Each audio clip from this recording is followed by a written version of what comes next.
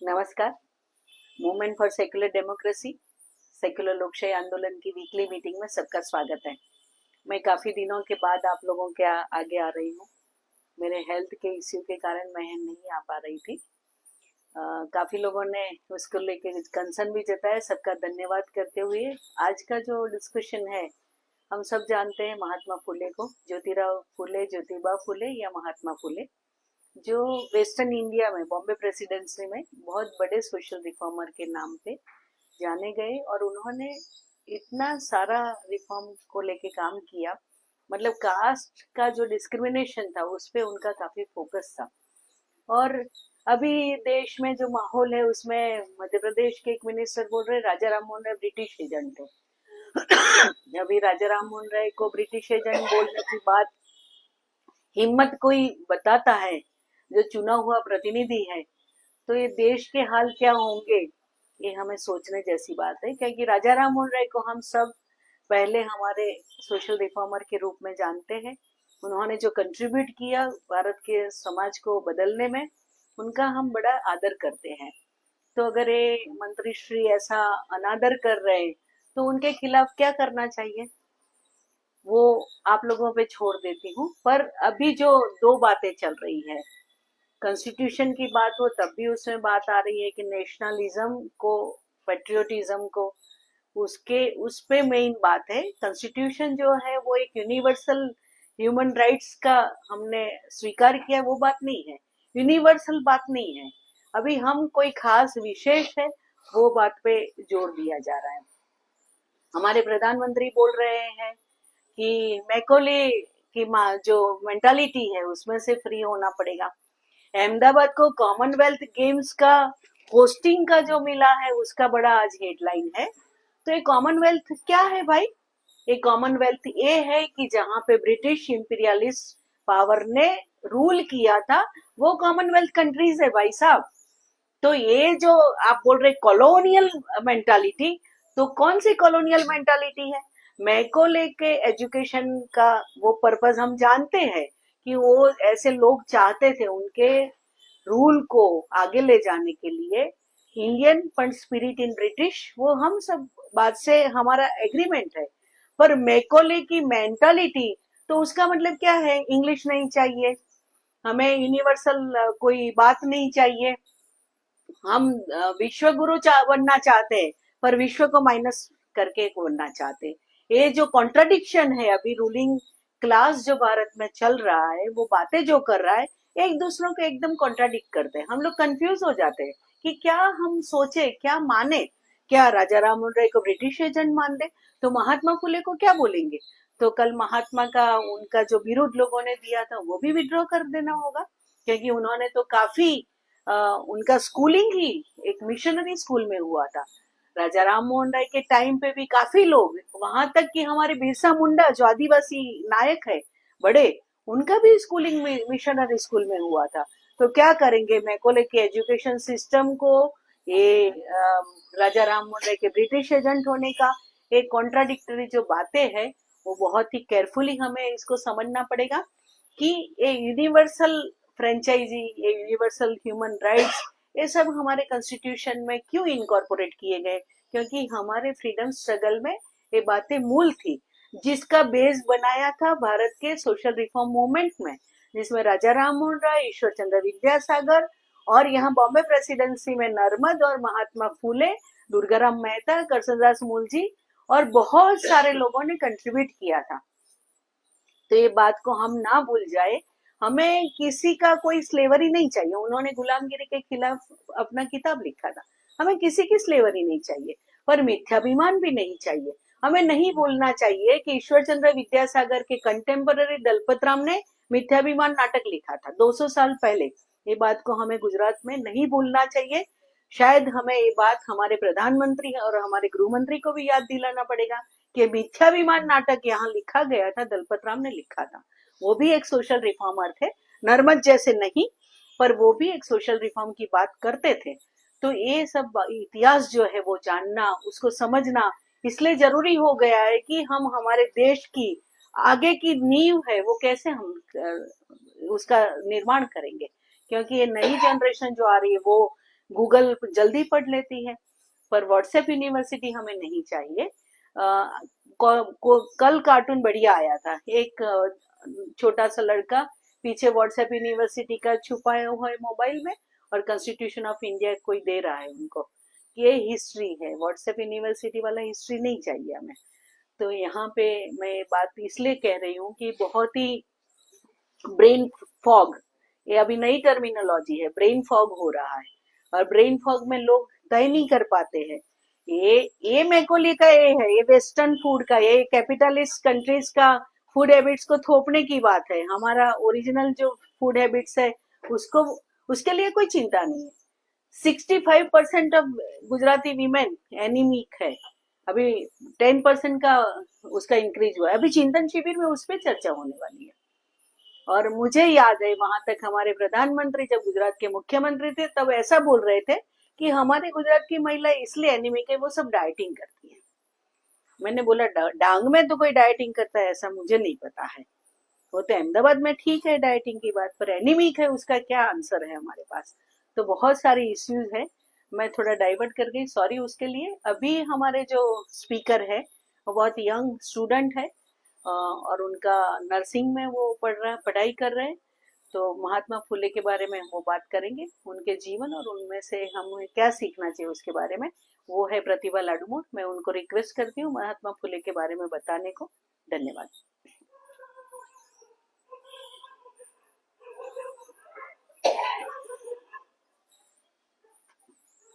Good evening to all, I am प्रतिभा।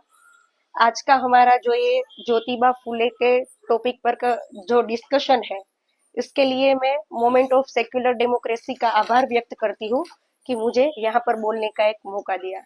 उसके साथ साथ मैं राजा राम मोहन राय, ईश्वर चंद्र विद्यासागर और ज्योतिबा फुले और सावित्रीबाई फुले का भी आभार व्यक्त करती हूँ कि कहीं ना कहीं उनके प्रयासों की वजह से मैं आज एक स्त्री होकर यहाँ पर बैठकर बोल पा रही हूँ, तो उसका भी मैं आभार व्यक्त करती हूँ। आज की जो चर्चा का विषय है ज्योतिबा फुले पर, उसके जन्म शताब्दी का जन्म द्विशताब्दी वर्ष आ रहा है 2026 में 11 अप्रैल को।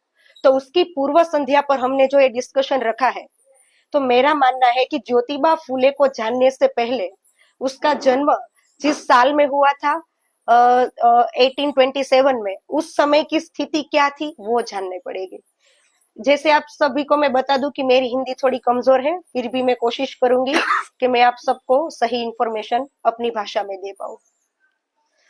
जैसे मैंने बोला कि हमें उस समय में जाना होगा ज्योतिबा फुले को समझने के लिए, क्योंकि उस समय की स्थिति क्या थी। उस समय में जातिवाद, छुआछूत, नारी पर अत्याचार, सबसे ज्यादा जो निम्न कक्षा के लोग थे वो पीड़ित थे। किसकी वजह से? तो ये जो धर्म के ठेकेदार थे उनकी वजह से। उस समय पेशवा का शासन सबसे ज्यादा था, उसकी वजह से। कहीं ना कहीं लोगों ने अपने मन में ये ठान लिया था कि अब हम ये उच्च वर्गीय जो लोगों है, लोग जो उस पर शोषण उसका करते थे, उसकी वजह से वो कभी बाहर नहीं आ सकते और कभी उसको बराबरी पर नहीं ले सकते। उसके मन में ये मानसिकता घर कर गई थी। वो उस समय इतनी सारी अंधश्रद्धाएं थी कि जो दलित और निम्न वर्ग कक्षा के जो लोग हैं वो रास्ते पर जाते तो अपने जो गले पर एक बर्तन बांध के जाते थे और अपने पीछे एक झाड़ू लगा कर जाते थे। हम सब सोच सकते हैं कि आज अगर हमें ये करना पड़े तो कैसा लगेगा हम सबको। अगर आज हमारे साथ ये जातिवाद और जो ये निम्न कक्षा जैसा व्यवहार किया जाए तो कैसा लगेगा। वो जो गले पर बर्तन बांधते थे उसका उद्देश्य ये था कि ये जो उच्च कक्षा के लोग हैं, उच्च ज्ञाति के लोग हैं, जो ब्राह्मण है, वो ऐसा सोचते थे कि अगर ये जो दलित और ये निम्न कक्षा के लोग जब सड़क पर चलते हैं तो उसे थूकने की जरूरत पड़े तो वो कहीं पर ना थूके, अपने बर्तन में थूके, क्योंकि सड़क पर थूकने से वो सब अपवित्र हो जाएंगे। अभी इस स्थिति में मैं आपको इसलिए ले जा रही हूँ क्योंकि तभी हम ज्योतिबा फुले को समझ पाएंगे।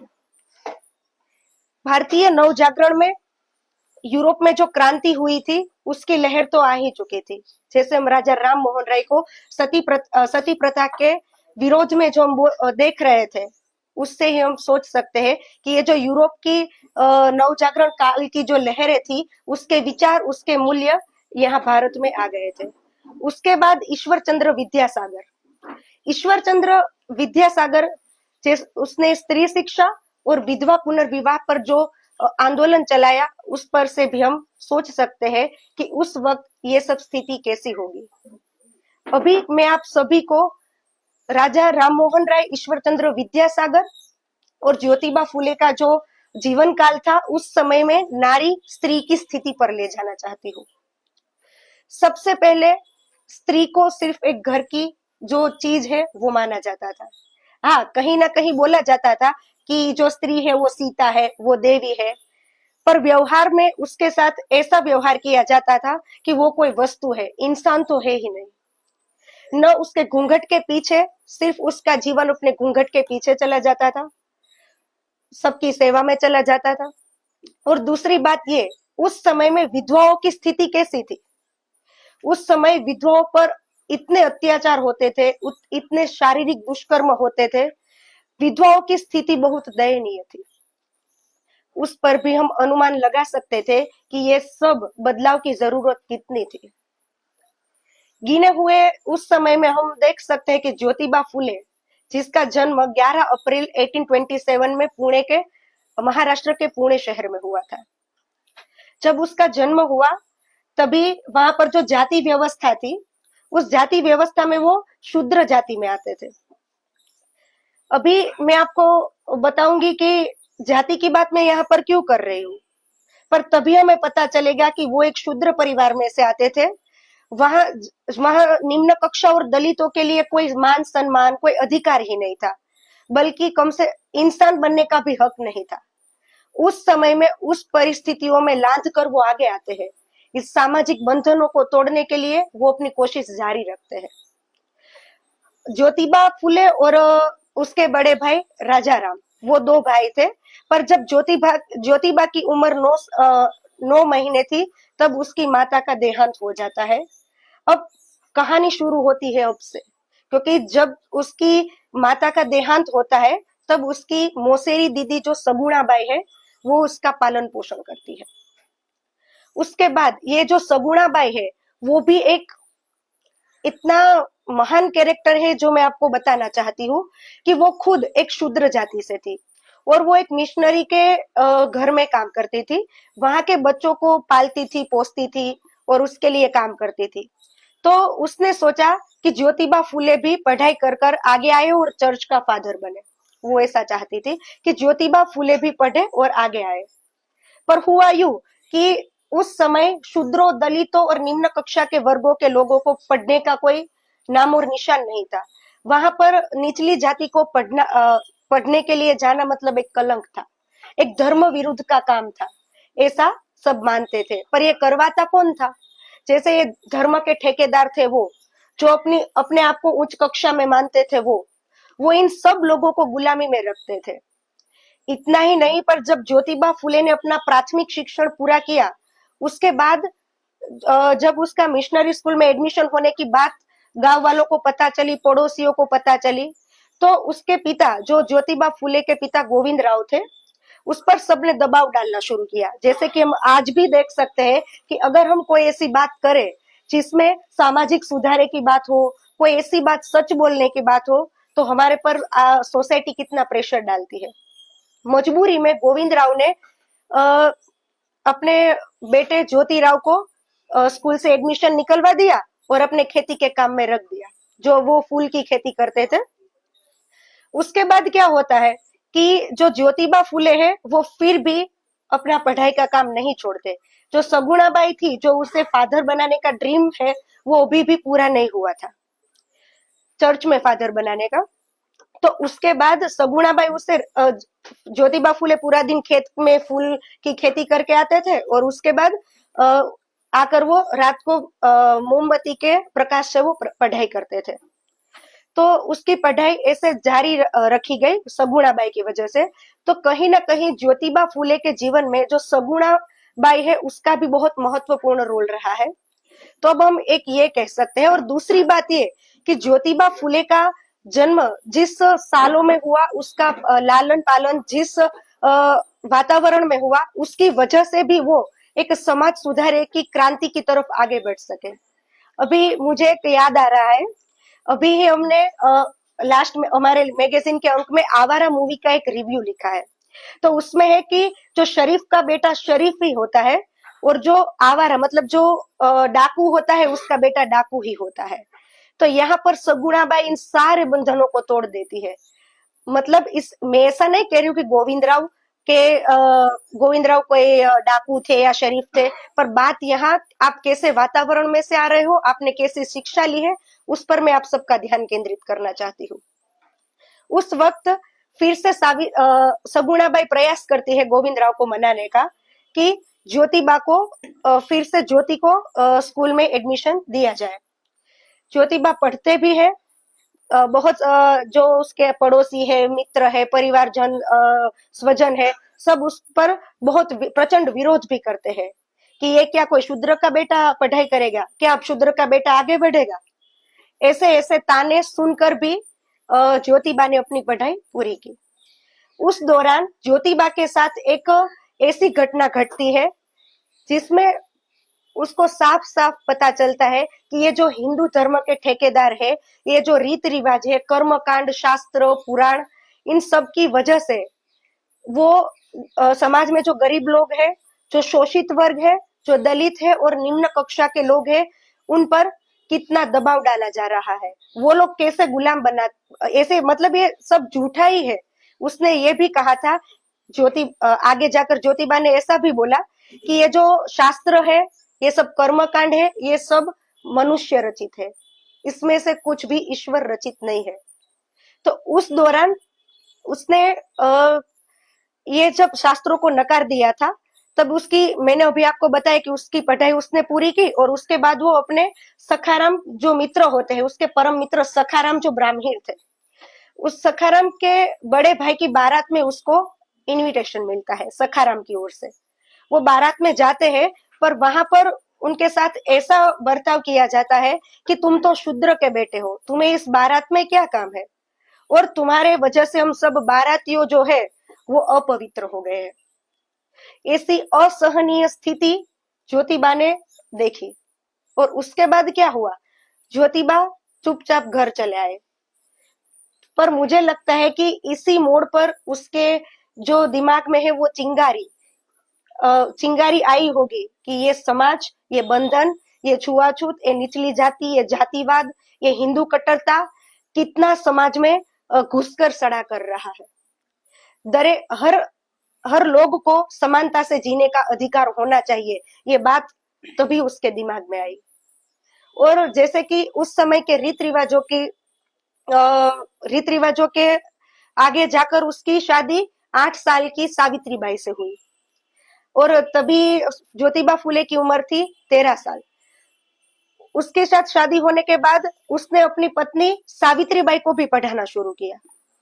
आप सोच सकते हो कि उस समय में जहां महिलाओं को, स्त्रियों को पढ़ने का कोई अधिकार नहीं है, वो अपने घर से बाहर भी नहीं जा सकती, उस समय में इतना साहस करके ज्योतिबा फुले अपनी जीवन साथी सावित्रीबाई को पढ़ाते हैं। उसे पढ़ाते तो है, फिर बाद में क्या होता है, बाद में वो दोनों, जो समाज में स्त्री शिक्षा नहीं है उसको आगे लाने के लिए, स्त्रियों को पढ़ाने के लिए, जो सभी बच्चियां, मतलब जो निम्न जातियों में से, दलित परिवारों में से जो बच्चे, पुरुष स्त्री जो भी आ रहे होते हैं, उसके लिए एक स्कूल होनी चाहिए, ऐसा सोचते हैं। उसका ऐसा नहीं था कि ये सब उसके सोचने से सब हो गया। उसके साथ कहीं ऐसे ब्रिटिश अधिकारी भी थे और कहीं ऐसे शिक्षित ब्राह्मण भी थे कि जो इस कार्य में उसकी मदद कर रहे थे। अभी होता ये है कि पहली जनवरी 1848 में सावित्रीबाई और ज्योतिबा मिलकर पुणे में पहली कन्याशाला की स्थापना करते हैं। उस कन्याशाला की स्थापना करने के बाद समाज में उसका बहुत विरोध होता है, सब उसको धमकियां देने लगते हैं। सावित्रीबाई पर ऐसे अपशब्द उपहास करते थे कि ये तो पढ़ती है तो बच्चों को क्या पढ़ाएगी, ये तो शूद्र है, ये अब क्या स्त्रियां भी आगे आकर पढ़ेगी, ऐसा सब, ऐसा जो सब है अपशब्द और ऐसी निंदा सावित्रीबाई पर तब हुई थी। पर सावित्रीबाई मक्कम रही, उसने फिर भी अपना काम चालू रखा और चार साल में अड्रा स्कूल की स्थापना फिर से कर दी, नई अड्रा स्कूल की स्थापना कर दी। और उसके बाद क्या होता है, जो गोविंद राव के समाज वाले जो है वो गोविंद राव पर दबाव डालते हैं। गोविंद राव जो ज्योतिबा फुले के पिता थे, उस पर दबाव डालते हैं, या तो ज्योतिबा को स्कूल बंद करवा दो, या तो ज्योतिबा को घर से बाहर निकाल दो, दो ही रास्ते दिए थे। तो ज्योतिबा को कोई व्यक्तिगत दुश्मनी नहीं थी किसी के साथ, वो तो समाज का भला चाहते थे, वो समाज की इस अज्ञानता को मिटाना चाहते थे। इसलिए अपने घर को छोड़ने से पहले उसने एक बार भी संकोच नहीं किया और वो अपने घर को छोड़कर चले गए। जब वो अपने घर को छोड़कर चले गए तभी उसके पड़ोस में फातिमा शेख और उस्मान शेख, जो दोनों भाई बहन थे, उसने इन ज्योतिबा फुले और सावित्रीबाई फुले को अपने घर में रहने की जगह दी और अपने ही आंगन में एक नई शाला खोलने की परवानगी भी दी। कहा जाता है कि जो फातिमा शेख है वो भारत की पहली शिक्षिका है। जैसे सावित्रीबाई फुले भारत की पहली शिक्षिका है, वैसे ज्योतिबा फुले को भी फातिमा शेख को भी भारत की पहली शिक्षिका, महिला शिक्षिका माना जाता है। और उसके बाद जब मैं आपको ये सब ज्योतिबा फुले के दो मुख्य कार्य रहे हैं, एक तो स्त्री शिक्षा के लिए आगे आना और दूसरा है सत्य शोधक समाज की रचना करना। आप नाम भी देखो, सत्य शोधक समाज। उस समाज का उद्देश्य क्या था? उस समाज का उद्देश्य था कि समाज को सुधारने के लिए एक संगठन बनाए और एक आंदोलन करे, समाज को सुधारने के लिए। अभी ये सत्य शोधक समाज है, आपको पता जानकर थोड़ा आश्चर्य होगा कि सत्य शोधक समाज में 48 जो मेंबर थे वो सभी अलग अलग कास्ट में से आते हुए थे और उसकी एक मेंबर सावित्रीबाई फुले भी थी। तो आप सोच सकते हैं कि उस समय में स्त्रियों पर इतने प्रतिबंध थे, इतनी बेड़ियां थी, फिर भी वो कैसे आगे आई और ज्योतिबा ने तो अपनी ही जीवन साथी को आगे लाए। उससे प्रेरणा मिले कि समाज में जितनी भी बेटियां हैं, जितनी भी निम्न कक्षा के वर्ग से आते लोग हैं, जितने भी दलित हैं, उस पर जो कलंक लगे हैं, उस पर जो ये सामाजिक बंधनों है, उसको वो तोड़ सके। वैसे तो ज्योतिबा फुले ने समाज के अनेक क्षेत्रों में काम किया है, पर उसका जो मैं आपको बताना चाहूंगी कि विधवा पुनर्विवाह और विधवा की जो स्थिति थी उस समय में, कि विधवा का शरीर का आकर्षण कम हो जाए इसलिए उसका मुंडन करवा देते थे उस समय में, ताकि वो किसी और पुरुष से आकर्षित ना हो। और उसके बाद दूसरा क्या होता था, उसके ही परिवार वाले अथवा उसके ही सगे शारीरिक दुष्कर्म कर कर उस विधवा को गर्भवती कर देते थे। ये बात मुझे लगता है कि सिर्फ ये फूले के जमाने की ही बात नहीं है, आज 200 साल बाद भी यह स्थिति है। आज 200 साल बाद भी कहीं बेटियों के पास शिक्षा नहीं है, कहीं घर में अभी भी जातिवाद चल रहा है, अभी भी अंधविश्वास है, अंधश्रद्धा है। तो उस समय विधवा की स्थिति को देखकर ज्योतिबा फुले को बहुत अंदर से हुआ कि ये स्थिति नहीं होनी चाहिए विधवा की। उसने विधवा आश्रम भी खोला जहां पर कोई भी विधवा आ सकती है और उसने बाहर लगवाया था कि यहाँ कोई भी विधवा आ सकती है, यहाँ पर किसी भी बच्चे को जन्म दे सकती है और उसका लालन पालन कर सकती है। और सबसे इसमें जो महत्व की घटना मुझे लग रही है वो ये है कि ज्योतिबा फुले के संपर्क में एक काशीबाई नाम की विधवा स्त्री आती है जो गर्भवती होती है और जो आत्महत्या करने के लिए जा रही होती है, क्योंकि उस समय विधवाओं के पास सिर्फ दो ही ऑप्शन थे। एक था अगर गर्भवती हो जाए और समाज में पर्दाफाश हो जाए तो आत्महत्या कर ले, या तो अपने बच्चे का कहीं निकाल कर दे। इन दो विकल्पों से आगे उसके पास कोई विकल्प ही नहीं था। उस दौरान जो ज्योतिबा फुले है वो काशीबा को अपने घर में आश्रय देते हैं और उसके जो काशीबा के गर्भ से जो बच्चा जन्म लेता है उसका नाम यशवंत रखते हैं और उस यशवंत को गोद ले लेते हैं ज्योतिबा फुले। अब आप सोच सकते हैं कि आज के जमाने में भी हमें किसी को गोद लेना हो तो कितना सोचना पड़ता है, समाज के बारे में कितना सोचते हैं। तो उस समय ये कार्य 200 साल पहले ज्योतिबा फुले ने कर दिखाया और वही बेटा यशवंत को पढ़ा लिखा कर एक डॉक्टर बनाया। ये भी एक बात है। और दूसरी बात ये है कि जब ये विधवाओं के पुनर्विवाह की बात आती थी तो लोग ज्योतिबा फुले पर विरोध करते थे। ऐसा विरोध करते थे कि तुम तो समाज के विरुद्ध का काम कर रहे हो, तुम धर्म के विरुद्ध का काम कर रहे हो। और ज्योतिबा फुले के पिता को सब ऐसी धमकियां दे रहे थे कि अगर तुम अपने बेटे को नहीं रोक सके तो तुम्हारी 7 पीढ़ियां नरक में जाएंगी। कहीं ना कहीं आज हम ये भी देख सकते हैं कि आज भी हम अंधविश्वास, ये जो श्राप, ये कर्मकांड की वजह से कई चीजों से भाग जाते हैं और कोई दूसरी दिशा पकड़ लेते हैं। उस समय में भी ज्योतिबा फुले ने इन सभी परिस्थितियों का सामना किया था।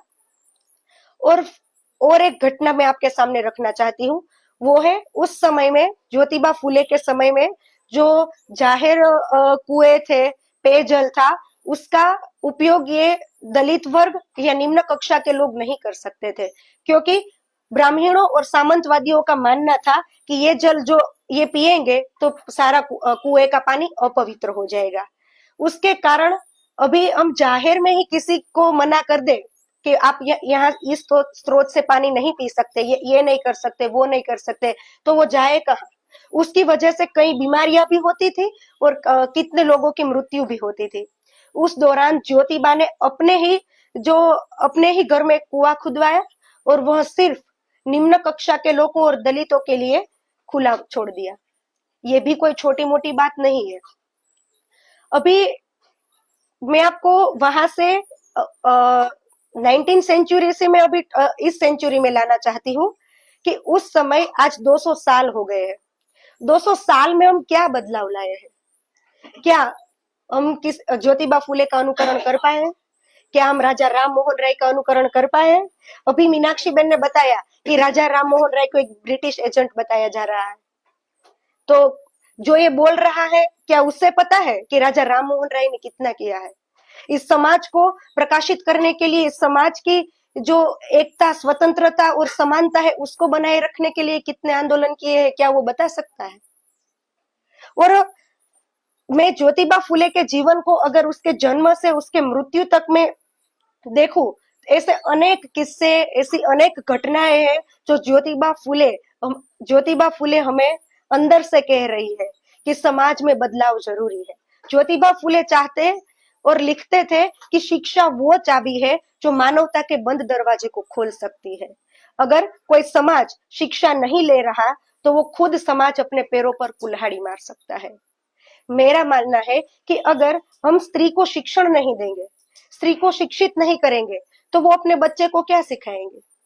क्या इस रूढ़िवादी व्यवस्था पर ही चलना सिखाएंगे? क्या स्त्री पर हो रहे अत्याचार पर हम आवाज नहीं उठा सकते? 200 साल से ज्योतिबा फुले एक पुरुष होकर स्त्रियों के बारे में आवाज उठा रहे हैं, तो क्या आज हम नहीं उठा सकते? ऐसी कई स्थितियां आज ही मैं सुबह पढ़ रही थी कि ये जो शिक्षण की बात आती है, ज्योतिबा फुले के समय से, ईश्वर चंद्र विद्यासागर के समय से ये जो आंदोलन हो रहे हैं, आज की स्थिति क्या है? आपने कभी सोचा है? कई लोगों को यहाँ पर पता होगा कि जो सरकारी शालाएं हैं उसमें से 11 लाख शालाएं बंद हो गई।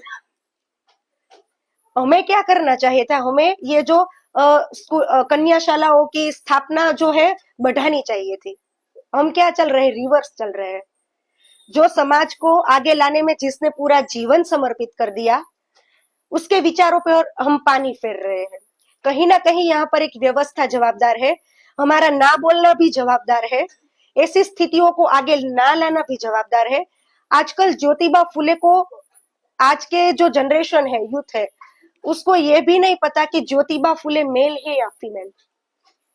ये जानकर बहुत दुख होता है कि जिस मूल्यों की हमें जरूरत है, जिस मोरल वैल्यू की, जिस विचार की, वो हम ला ही नहीं पा रहे। आज हम जब यहाँ बैठकर मोमेंट ऑफ सेक्युलर डेमोक्रेसी में हम डिस्कशन कर रहे हैं, फिर भी ऐसे कहीं वंचित लोग हैं, कहीं ऐसी बेटियां हैं, कहीं ऐसे निम्न कक्षा के वर्ग है जो आज भी पीड़ित है, आज भी उसका शोषण होता है। आज कोई डिजिटल नाम पे होता होगा, आज कोई सरकारी व्यवस्था के नाम पे होता होगा, पर ये अभी चल रहा है। पर मैं ज्योतिबा फुले और सावित्रीबाई फुले को बहुत ही अपने जीवन का आइडियल मान सकती हूँ, क्योंकि उस समय की स्थिति के अनुसार उसने जो काम किया वो आज कोई और नहीं कर सकता, और कर सकता है तो वो ज्योतिबा फुले के आगे ही कहलाएगा। पर आपको एक कदम उठाने की जरूरत है। और जब ज्योतिबा फुले की मृत्यु हुई थी, ज्योतिबा फुले ज्योतिबा फुले की मृत्यु हुई, 63 की एज में उसकी डेथ हुई, तभी उसकी विरासत को संभालते हुए सावित्रीबाई फुले ने उसका अग्नि संस्कार किया था। ये बात कोई मामूली नहीं है। आज आप सभी लोगों को पता होगा कि हिंदू धर्म में स्मशान में स्त्री को जाना ही अलाउड नहीं है, सबको पता होगा। और उसके बाद जब सावित्रीबाई फुले और उसके बेटे, जो गोद लिया हुआ बेटा यशवंत था, डॉक्टर यशवंत, उसकी डेथ कैसे हुई? जो प्लेग के सेकेंड वेव में उसकी डेथ हुई। वो कैसे? जैसे सावित्रीबाई एक दलित छोटे बच्चे को बचाने गई थी, वो ये भी सोच सकती थी कि ये बच्चा अगर नहीं बच पाया तो ठीक है, मैं तो समाज में आगे काम कर सकती हूँ, पर नहीं, उस समय एक जीवन को बचाना महत्व समझा। वो भी कोई छोटी मोटी बात नहीं है। और डॉक्टर यशवंत की डेथ भी प्लेग में सेवा करते करते ही हुई थी। तो उसके मुझे इसमें से ये सीख मिलती है कि जो यशवंत है, काशीबाई का बेटा, बायोलॉजिकली वो ऐसे वातावरण में आता है, सावित्रीबाई और ज्योतिबाई फुले की जो उसकी पालन पोषण है, उसके विचार उसमें आते हैं, इसकी वजह से ये सामाजिक कार्य कर पाते हैं। इसलिए कोई भी ऐसा बायोलॉजिकल फैक्टर नहीं है कि जो आपके अंदर की चेतना को जगा ना पाए। आपके अराउंड क्या स्थिति है, आप कैसे विचार करते हो, आप कहाँ से आते हो, आपने कैसी शिक्षा ली है, वो सबसे महत्व है। और मैं चाहती हूँ कि मेरे डिस्कशन में कई बातें ऐसी होगी कि जिसको मैं यहाँ पर समा नहीं पाई, पर इस चर्चा को समृद्ध करने के लिए आप सबकी मदद लेना चाहती हूँ, और आप सब भी इसमें शामिल हो। Thank you.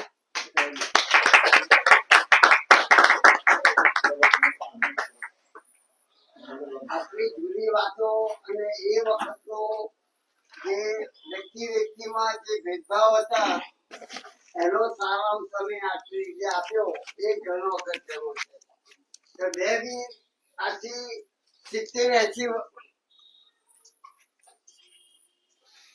70-80 વર્ષ પહેલા આવું અમે વૈષ્ણવ બ્રાહ્મણ, હવે લોકો સુથાર ને લોહાર ને આ બધા હોય ને એ લોકો અમારી જોડે જમવા નતા બેસાડતા. એટલે એનો પણ મેં અનુભવ લીધેલો છે કે ભાઈ એ સુથાર એ માણસ નથી, લોહાર એ માણસ નથી. આવું બધું બધું ઘણું એ હતું, પણ હવે ફેર પડી ગયો છે, ઘણો ફેર પડી. Thank you very much.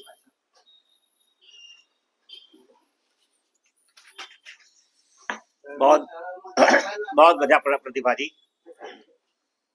बहुत बढ़िया बोली, बहुत अच्छा बोली, बहुत अच्छा बोली।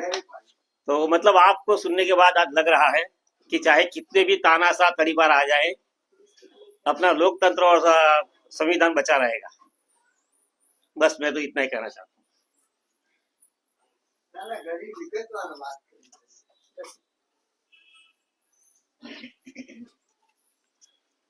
आज का जो सब्जेक्ट था, समाज का दर्शन, समाज का आईना बताया, ये आज भी 200 साल पहले जो परिस्थिति थी इसमें ज्यादा तो कोई बदलाव नहीं आया।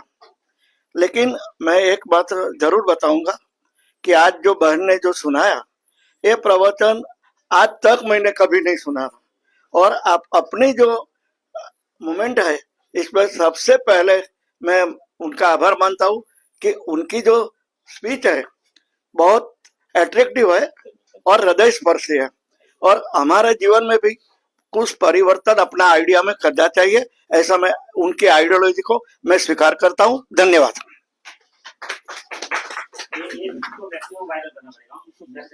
ખરેખર મજા આવી ગયો આટલા બધા પ્રવચનો, આ બેનનું પ્રવચન મને સૌથી વધારે ગમ્યું. એટલે ખરેખર હું આત્મા મંત્રાયને નથી કરતો, હકીકત છે. प्रतिभा बेन ने काफी अच्छे से समझाया हमें। मुझे तो ऐसा लग रहा है जैसे फूले मूवी आई थी, वो देखा तो वही विजुअलाइजेशन वही पूरा आ रहा था कि वो सीन चल रहा है तो मैं विजुअलाइज कर रहा हूँ पूरा कि वैसे चल रहा है। और बाकी महात्मा फूले तो थे ही, काफी बढ़िया काम किया उन्होंने। और हमें भी एज अ यंगर जनरेशन हमें उनसे सीख लेनी चाहिए, उनके मूल्य पे चलना चाहिए। और हम कभी भी अगर अपने आसपास में ऐसे देखते हैं कि कुछ ऐसे डिस्क्रिमिनेशन हो रहा है तो हमें उसके लिए आवाज उठानी चाहिए, या तो हम कुछ उसके लिए करें, अपने से करें या किसी को गवर्नमेंट से मतलब लेटर लिखे उनको, या उनको अपनी तरफ से मतलब जितना कर सकते हैं उतना हम करें, ऐसा मेरा मानना है। So thank you, Pratibha. Like very interesting discussion. And,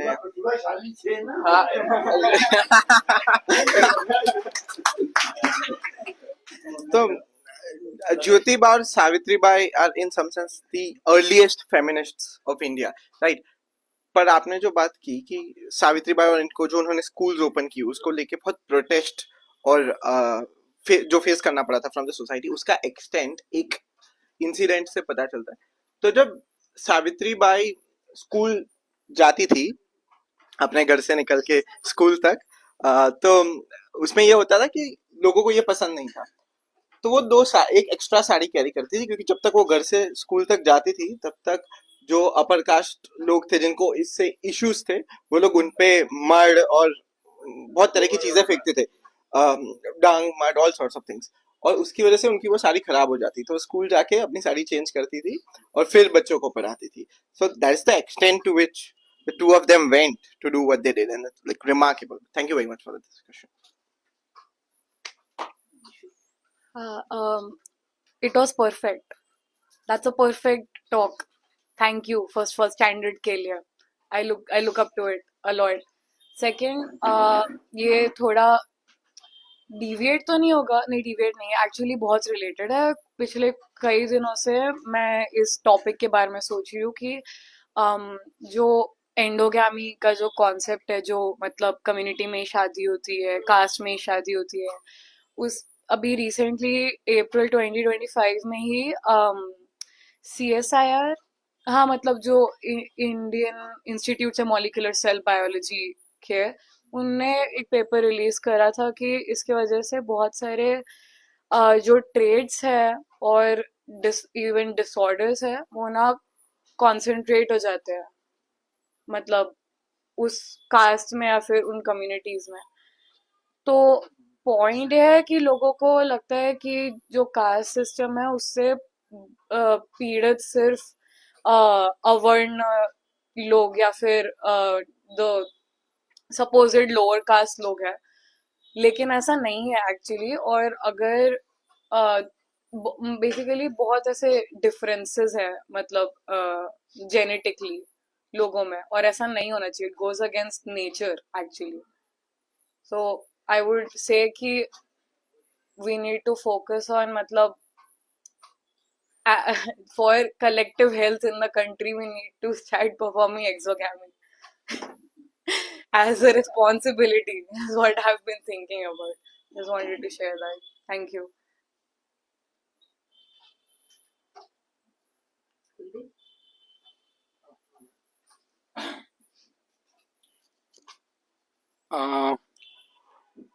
હું આખું તો સાંભળી નથી શક્યો બીકોઝ થોડુંક એક કામ હતું એટલે હોસ્પિટલનું, પણ ઓબ્વિયસલી બહુ સારું રહ્યું. અને જ્યોતિબા વિશે તો આપણે અમે પહેલી વાર અહીંયા ગુરુવારની ડિસ્કશનમાં અમે જ્યોતિબાની ડિસ્કશન, શનિવારની ડિસ્કશનમાં સોરી ગ્રુપ ડિસ્કશનમાં, અને મૂવી પણ જોયું હતું એટલે ખ્યાલ છે.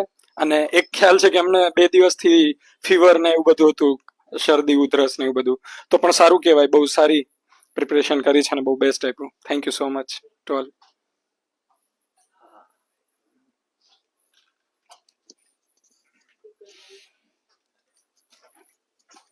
मैं चाहती हूँ कि आप सभी को वो मैं सभी बातें बता दूं जो मैं पढ़कर आई थी, जिससे मैंने जाना। तो 2 बात ऐसी रह गई है जो मैं आप सभी को बताना चाहती हूँ।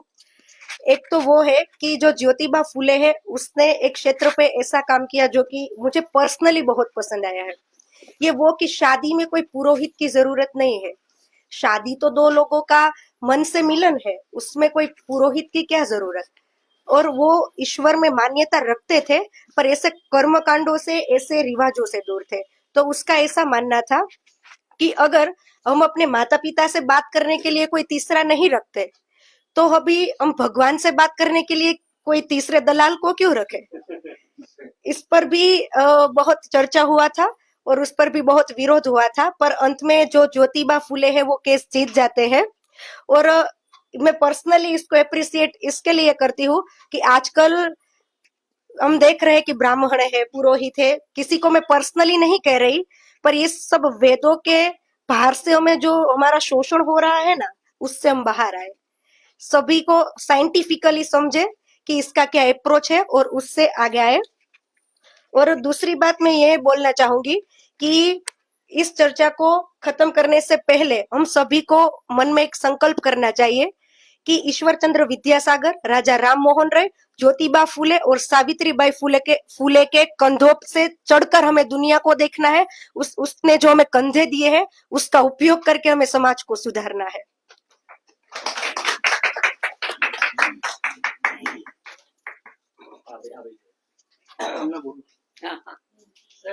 આજે રવિન્દ્ર પ્રતિભાબેનને ખૂબ ખૂબ ધન્યવાદ. પહેલા તો બહુ સરસ વિચાર આપી. જ્યોતિબા વિશે તો એટલો બધો ઊંડાણમાં અભ્યાસ મેં નથી કર્યો, પણ નોર્મલી કહી શકું કે કોઈ પણ જે સામાજિક ક્રાંતિ કરી છે એ અંગ્રેજોના શાસનકાળમાં વધારે થઈ છે. મને તો એવું લાગ્યું મારા અભ્યાસ પરથી કે જો અંગ્રેજો ના હોત તો આ ક્રાંતિ ના થઈ હોત, કારણ કે મોગલો એની પહેલાના જે વંશજો હતા એ ત્યાં સુધી ચાલ્યા જ કર્યું છે. જે સામાજિક મતલબ ભેદભાવ જે હતા એ પુષ્કળ ચાલ્યા ગયા, અત્યારે પણ ચાલે છે. જો કદાચ આજની સરકાર એ વખતે હોત તો આ આટલું વિકસ્યું ના હોત. એટલે આજની સરકાર પણ એના માટે જવાબદાર છે કે જો આ સરકાર કે આ મેન્ટાલિટી ધરાવનારા લોકો, કારણ કે લોકો ફિઝિકલી અનટચેબલ માને છે, મેન્ટલી હજુ એવા ને એવા જ છે ઘણા લોકો. એટલે ખરેખર એ સુધારાની જરૂર છે. હું તો ઘણીવાર ગામડામાં જઉં છું, પોતે મહેસાણા ડિસ્ટ્રિક્ટ રહેવાસી છું, ઘણી જગ્યાએ જઉં છું કે હજુ પણ થોડું ઘણું ચાલ્યા જ કરે છે. ભલે બહારથી દેખાતા ના હોય, પણ તમે એક નાની મતલબ દલિત સમાજનો વ્યક્તિ હોય, કોઈ ઉચ્ચ જ્ઞાતિના ઘરે જઈ શકતો નથી, અત્યારે પણ નથી જઈ શકતો, એના ઘરે બેસડા નહીં. આ ઠીક છે, કોઈ પોલિટિકલી કોઈ આગળ આવ્યો હોય તો અલગ વસ્તુ છે, બાકી એની પ્રત્યે હજુ પણ થોડો ભેદભાવ હોય છે. તો એ મેન્ટલી થોડી ભેદભાવ દૂર રાખવાની જરૂર છે, ભલે ફિઝિકલી તમે ના રાખતા હોય. અને જો હું તો એમ માનું હજુ અંગ્રેજો 50 વર્ષ રહ્યા હોત તો ઘણો ફેર થાય. આ ખરેખર શાસન ખોટી જગ્યાએ આપીને ગયા અંગ્રેજો, બાકી ખરેખર 50 વર્ષ રહ્યા હોત તો ઘણો ફેર થાય હિન્દુસ્તાન. Thank you. તિરુપતિમાં જે ઘી થયું એ બનાવટી ઘી ના બને, તમે અંગ્રેજો હોત તો.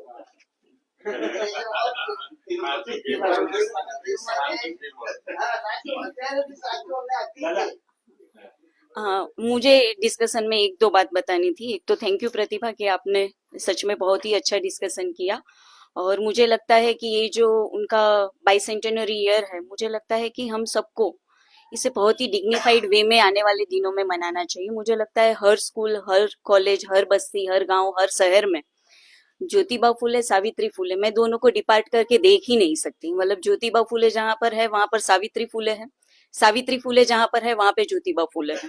तो ये फातिमा शेख और उस्मान शेख का जो कंट्रीब्यूशन है उसे भी हम लोग मतलब इग्नोर नहीं कर सकते, भूल नहीं सकते. तो ये जो बातें हैं, मुझे लगता है ये बाइसेंटेनरी ईयर का मौका हमें छोड़ना नहीं चाहिए ये बातें फैलाने के लिए.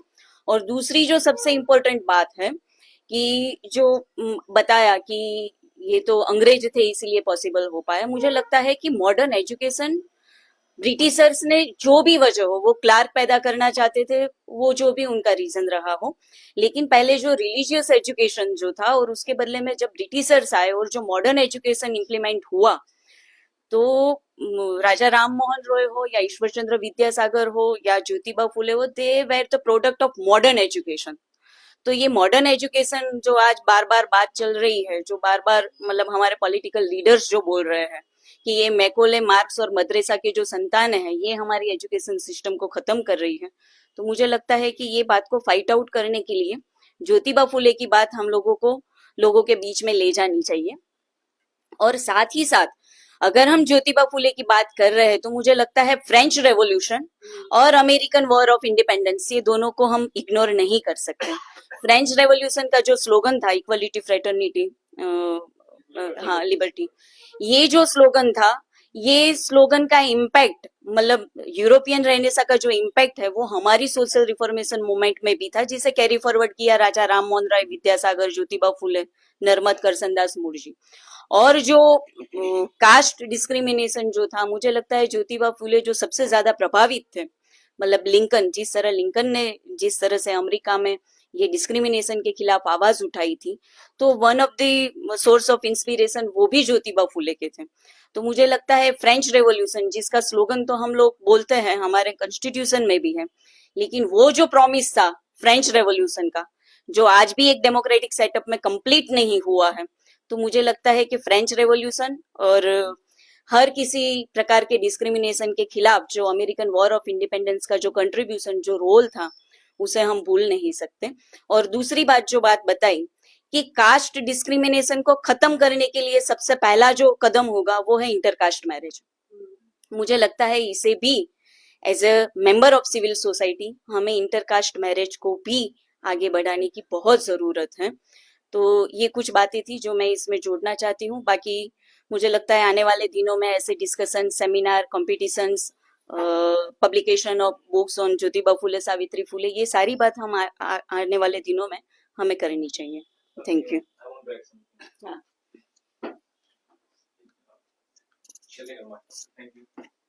Thank you Pratibha for this lecture. There was one topic आपने जो एक मैं बोलना चाह रहा हूँ कि अभी भी वो इफेक्ट में है। आपने बताया था कि सावित्रीबाई फुले ने विमेन को ऐसे कॉमोडिटी से अलग किया, उनको एज ए प्रॉपर्टी ट्रीट करना, लाइक एज एन इंडिविजुअल उनको प्रॉपर्टी ट्रीट करना। जब मैम ने बात कहा कि अगर हम इसको यूरोपियन रेनेसां या फ्रेंच रिवॉल्यूशन से जोड़े, तो आज भी ऐसा लगता है जैसे कि ड्यूरिंग द विक्टोरियन एरा जब किसी वीमेन का रेप होता था तो उसका क्रिमिनल ट्रायल ऐसे स्टार्ट होता था जैसे उसके हस्बैंड का प्रॉपर्टी डैमेज हो या उसके फादर का प्रॉपर्टी डैमेज हो। She as an individual was nothing to go in the courts और अपना केस फाइट करे। स्टिल अगर हम उस मैम ने जो बोला कि फ्रेंच रिवॉल्यूशन में हमें 3 चीज मिली, लिबर्टी, फ्रेटर्निटी, इक्वालिटी, तो हमने आज भी उतना लिबर्टी नहीं दिया किसी इंडिविजुअल को, बिकॉज आज अभी हम देखें तो मैरिटल रेप में हम आगे जा ही नहीं पाएंगे, because we would think that it's right over her husband over a women और हिज वाइफ। तो यहाँ पे वो इंडिविजुअल लिबर्टी अभी भी बहुत काफी पीछे है।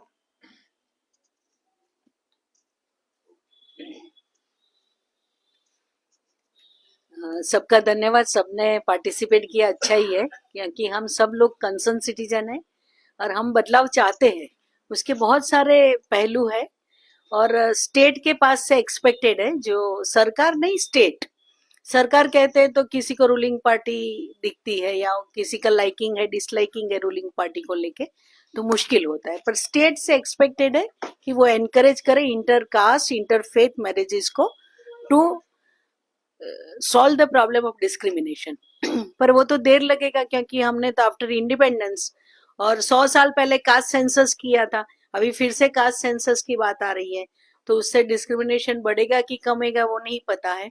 और एक समय में स्टेट एनकरेज करता था इंटरकास्ट और इंटरफेथ मैरिजेस को, उसकी एडवर्टाइजमेंट भी लगती थी। मैं जब स्कूल में पढ़ती थी तो वो एडवर्टाइजमेंट मैंने देखा है, पर अभी आपको कहीं दिखता है वो एडवर्टाइजमेंट कि आप इंटरकास्ट मैरिज करो? तो स्टेट आपको एनकरेजमेंट में कुछ ओनेरियम भी देगी और उसको बहुमान करेगी कि आपने कास्ट के जो बाउंड्री है उसको क्रॉस कर लिया। पर आज वो नहीं है, वो स्टेट एनकरेज नहीं करना चाहता है। जो रविंद्र भाई बोल रहे हैं इंग्लिश लोगों के कारण हुआ, वो थोड़ा हमारा एक अंडरस्टैंडिंग कहीं रुका हुआ है। कार्ल मार्क्स ने बहुत बढ़िया बताया था कि British rule was an instrument to change Indian feudal society। तो ये बात को समझना है, ब्रिटिश रूल उसमें एक इंस्ट्रूमेंट बना कि वो फ्यूडल सोसाइटी थी हमारी, जो सामंतशाही जो व्यवस्था थी, उसमें बदलाव में ब्रिटिश रूल एक इंस्ट्रूमेंट बना। ये नहीं कि उनके कारण सब कुछ हुआ। आप लोगों को याद होगा 1857 के बाद हमारे देश में ऑल सोशल रिफॉर्म मूवमेंट रुक गए, कानून बनाना बंद कर दिया। जब डायरेक्ट रूल मतलब क्राउन के नीचे आ गए, ईस्ट इंडिया कंपनी का रूल था, तब तक एनकरेजमेंट था। जब क्राउन के रूल में डायरेक्टली आ गए तो ऑल सोशल रिफॉर्म मूवमेंट रुक गई और कानून बनाना भी बंद हो गया, क्योंकि काफी लोग ये बताए कि अगर आप लोग ये इंटरफियर करेंगे सोशल मैटर में भारत के, तो आपके खिलाफ रिवोल्ट होगा, क्योंकि 1857 का वो एग्जाम्पल था। तो इसके कारण 1857 के बाद हमारे देश में सोशल रिफॉर्म मूवमेंट भी धीरे हो गई, कम हो गई, और कानून बनना भी बंद हो गया। उसका भी एक स्टडी करने जैसा है। वरना पूरे देश में हर कोई राज्य में ऐसे बड़े बड़े सोशल रिफॉर्मर हुए जिन्होंने कास्ट के खिलाफ पेरियार सबसे बड़ा एग्जाम्पल है हमारे पास कि उन्होंने कास्ट सिस्टम के खिलाफ बहुत ही बड़ी आवाज उठाई, इसलिए साउथ इंडिया में काफी उनका इम्पैक्ट भी है जो नॉर्थ इंडिया में इतना नहीं हुआ। ये बॉम्बे प्रेसिडेंसी में कुछ हुआ, फिर भी बंगाल में कुछ हुआ और बॉम्बे प्रेसिडेंसी में हुआ, पर साउथ में पेरियार का इम्पैक्ट काफी है और उसके कारण वहां के सोशल उसमें भी आपको वो दिखेगा, डेमोग्राफिक उसमें, उनके रिवाज में, उनके बिहेवियर में। पर हमारे यहाँ रुक गया और आफ्टर इंडिपेंडेंस हमने कास्ट लिखना बंद नहीं किया, कास्ट तो चालू है। आप सर्टिफिकेट में जाइए, कुछ भी बोलिए, आपका कास्ट क्या है, भाई क्यों पूछ रहे हैं, मैं तो भूलना चाहती हूँ, मैं तो नहीं उसको याद रखना चाहती हूँ, पर आप याद दिलाना चाहते हैं कि आपकी कास्ट क्या है, आपका रिलीजियन क्या है। हम तो नहीं, पर आप देखिए फॉर्म जो है स्टेट के, जो हमारी डिटेल्स के, उसमें से हमने खरीद नहीं किया, वो सब कास्ट भी है, मतलब वो चालू है, तो हम कैसे उससे फ्री हो पाएंगे। लोग बोलेंगे कि नहीं ऐसा तो कैसे हो सकता है, धीरे धीरे इंट्रोड्यूस करने से लोग फ्री हो जाएंगे। इंडस्ट्रियलाइजेशन से, बाबा साहब आम्बेडकर की ये बात सही थी, इंडस्ट्रियलाइजेशन और सिटी लाइफ, अर्बन लाइफ में कास्ट धीरे धीरे ये हो जाएगी। गाँव में वो करना मुश्किल है, बहुत डिफिकल्ट है, और आज भी इसलिए रविंद्र भाई जो बोल रहे हैं कि गाँव में जाते हैं तो इसका एहसास होता है। गुजरात बहुत डेवलप्ड इंडस्ट्रियल स्टेट है, पर गाँव में जाओ तो वही है, वो कोई भी गांव में चले जाइए आप, कोई भी डिस्ट्रिक्ट के, आपको पूछेंगे आप कैसे हो, मतलब आपकी कास्ट क्या है, आप समझते नहीं हो तो आपको लगेगा आप क्या पूछ रहे हो, मतलब आप कौन सी कास्ट के हो, वो सवाल सबसे पहला होता है। महिलाओं के लिए तो और मुश्किल होता है, अगर आप लोअर स्टेटा से बिलोंग करते हैं तो, मतलब ये बहुत मुश्किल है, पर ये बड़ी कल्चरल मूवमेंट है, ये सोशल रिफॉर्म मूवमेंट है। अकेला स्टेट नहीं कर पाएगा, सिर्फ कानून से नहीं होता है, हमें हमारे जीवन से शुरू करना है, तो शायद बदलाव आएगा और यंग जनरेशन उसमें जुड़ेंगे तो और जल्दी बदलाव आएगा। इतना कह के यहाँ का डिस्कशन हम खत्म करते हैं। सबका धन्यवाद।